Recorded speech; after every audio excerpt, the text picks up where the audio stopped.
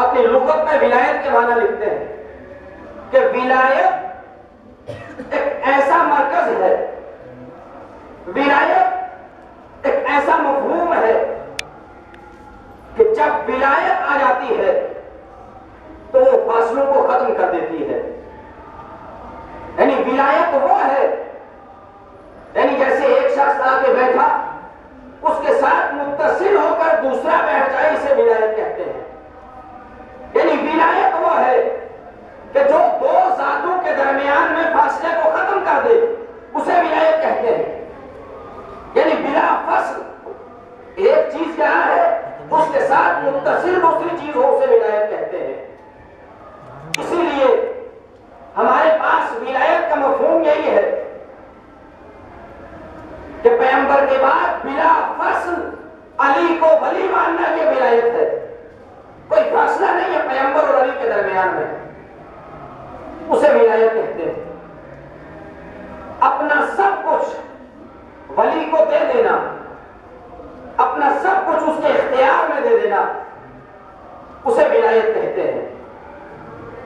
اور آسان لفظوں میں اگر ولایت کو لیا جائے تو ولایت اس مرکز کا نام ہے کہ جو پوری کائنات میں اختیار رکھتا ہو. جیسا اختیار پروردگار کا ہے، ویسا اختیار ولایت یعنی ولی کا ہونا چاہیے. تو ہمارے پاس ولی چہارہ معصومین علیہ السلام کو کہا جاتا ہے. انہی کی ولایت ہم سب کے اوپر واجب ہے. کیوں؟ اس لیے کہ جب ہم ان کو دیکھا تو ان کے پاس وہ تمام اختیارات تھے. ہم نے دیکھا کہ زمین اور آسمان کو تو اللہ نے خلق کیا ہے، لیکن اس دنیا کو چلانے والے 14 معصومین ہیں.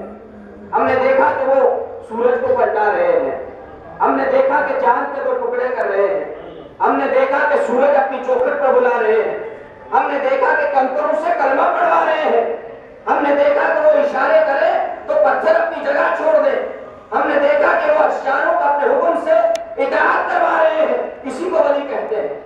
ولی کا اختیار یہ ہے کہ وہ زمین پر کھڑا ہو کر یہ بتائے کہ آسمان کے راستے کتنے ہیں، ہواؤں کے راستے کتنے ہیں، دریا کے اندر کون سی اشیاء ہے، اسے ولی کہتے ہیں. ہم ایسے کو ولی کہتے ہیں. اور ولی وہ ہے کہ جس کے اوپر ساری کائنات ٹکی ہوئی ہے، خود خدا کی خدائی اس کے اوپر ہے. آئے میثاق ہے، بہت مشہور و معروف آئے کریمہ ہے. پروردگار نے عالم ارواح میں سارے نبیوں کو جمع کیا، سارے رسولوں کو جمع کیا.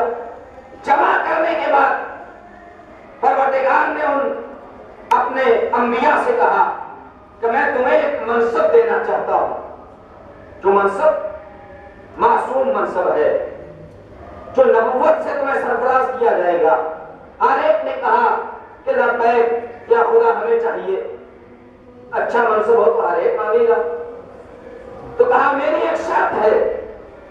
کہا پروردگار تیری ساری شرطیں قبول ہیں. کہا شرط کیا ہے؟ کہا شرط یہ ہے کہ میں تمہیں منصب نبوت پر فائز کروں گا. کہا تم اپنی امت سے اپنا کلمہ پڑھوانا، لیکن تم خود میرے حبیب کا کلمہ پڑھو گے. سارے نبیوں نے کہا کہ لبیک، ہمیں یہ شرط منظور ہے. سارے رسولوں نے کہا ہمیں یہ شرط منظور ہے. اب زمانہ آیا، آدم صفی اللہ آئے زمین پر، تو اپنی امت سے کلمہ پڑھوایا، لا الہ الا اللہ آدم صفی اللہ.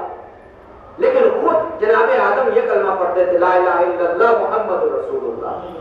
اس لیے کہ اس نقطے کی وجہ سے، اس کلمے کی وجہ سے اسے نبوت ملی ہے اور پروردگار کے ہاں تاغوت دے چکے ہیں.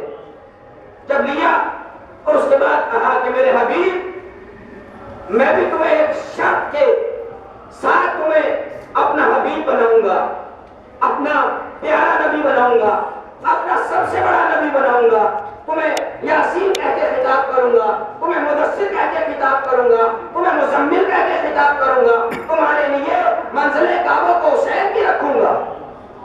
لیکن میری ایک شرط ہے، پروردگار کے سب سے بڑا نبی ہے، یہ سب سے اعلیٰ نبی